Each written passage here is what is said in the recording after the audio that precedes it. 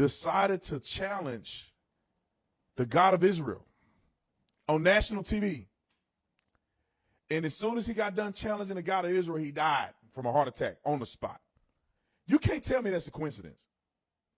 That the man is talking crazy about Yahweh and said that Israel will suffer the wrath of Allah and died. Don't believe me, roll the clip. Kurtulsanız vicdan azabından kurtulamayacaksınız. Vicdan azabından kurtulsanız tarihin azabından kurtulamayacaksınız. Tarihin azabından kurtulsanız Allah'ın gazabından kurtulamayacaksınız. Hepinizi saygıyla selamlıyorum.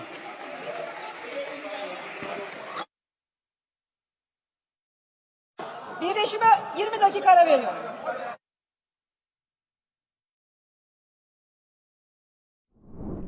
I would venture to say maybe this is one of those biblical examples where you find out which God is real, right? You challenge Yahweh to lift up the wrath of Allah and you die. That to me tells me that maybe, just maybe, Yahweh is the true God and Allah is not. Maybe. Some people may say he was a prophet and he gave his last speech and then Allah took him to meet the virgins. But I would venture off to say that that's kind of serious. For you to challenge Israel in a way like that, and after you make the declaratory challenge to say that they cannot escape the torment of history and the wrath of Allah, and he go, block, and the spirit left him.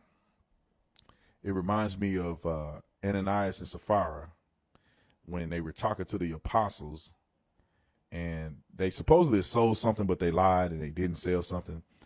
And he said, you didn't lie to me, but you lied to the Holy Ghost. And it says that the spirit left them, like they died, right on the spot for lying to God. Now, I know a lot of people lie to God all day long and they don't die, but this was one of those situations where I think people need to start paying attention. God sent these people back to Israel. The things that the Jews are experiencing and the things that the Jews have accomplished are prophetic things. You cannot stop the Jewish people for returning back to the land that God had already made out for them. And anybody getting in the way of that, I think they are going to face the wrath of God. That's why nobody's been able to defeat Israel since they've been in the region, since they made their comeback. And I honestly believe it. And people may say I'm biased because I believe the Bible, but it's their land. And they have made the land flourish.